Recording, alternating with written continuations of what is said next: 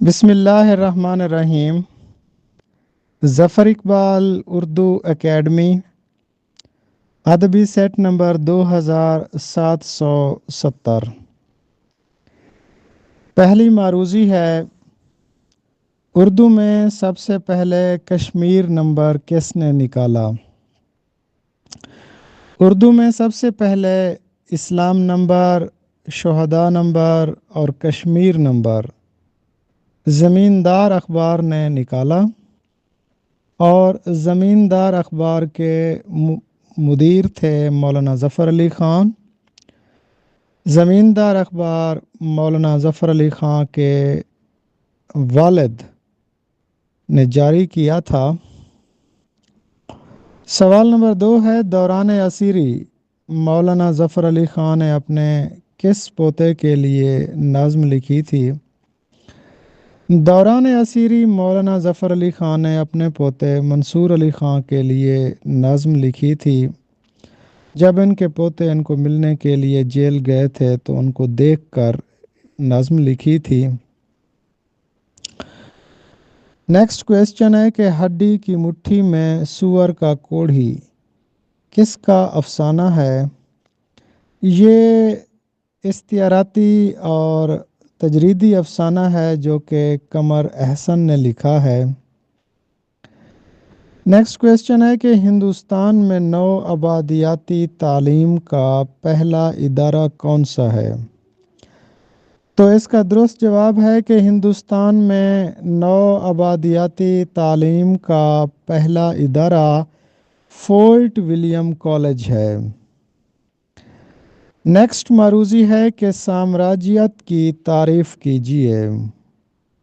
تو اس کا درست جواب ہے کہ دوسرے ممالک کے اختیارات میں مداخلت کو سامراجیت کہا جاتا ہے۔ اے سامری وقت گاندھی ہے تیرا نام، گاندھی کو اردو ادب میں کس نے سامری وقت کہا؟ تو اس کا درست جواب ہے مولانا ظفر علی خان نے گاندھی کو سامری وقت کہا۔ نیکسٹ کویسچن ہے کہ کس شاعر کا کلام رد استعماریت کی عمدہ مثال ہے؟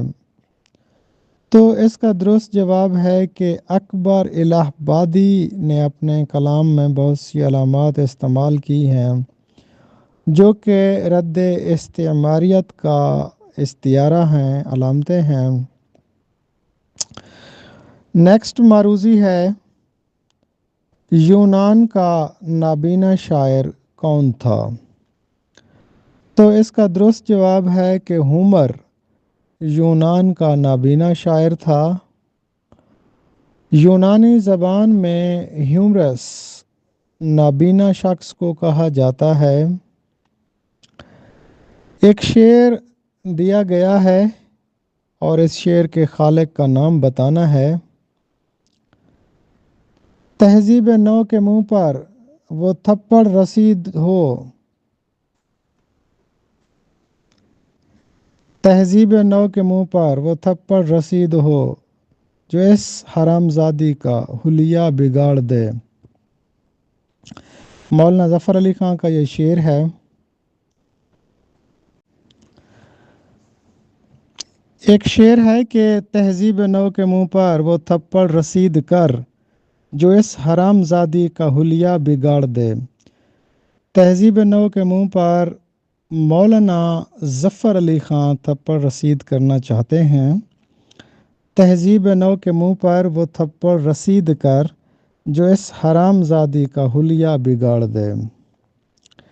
نیکسٹ کویسچن ہے، ہم اردو کے عہد یوسفی میں جی رہے ہیں، یہ کس کا قول ہے؟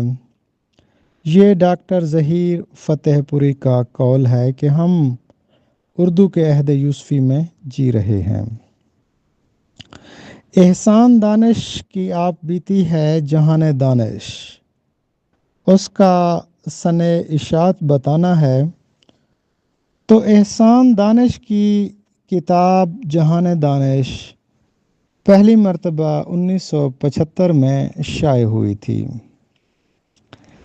نیکسٹ کویسچن ہے کہ سالار سکندر کس ناول کا مرکزی کردار ہے؟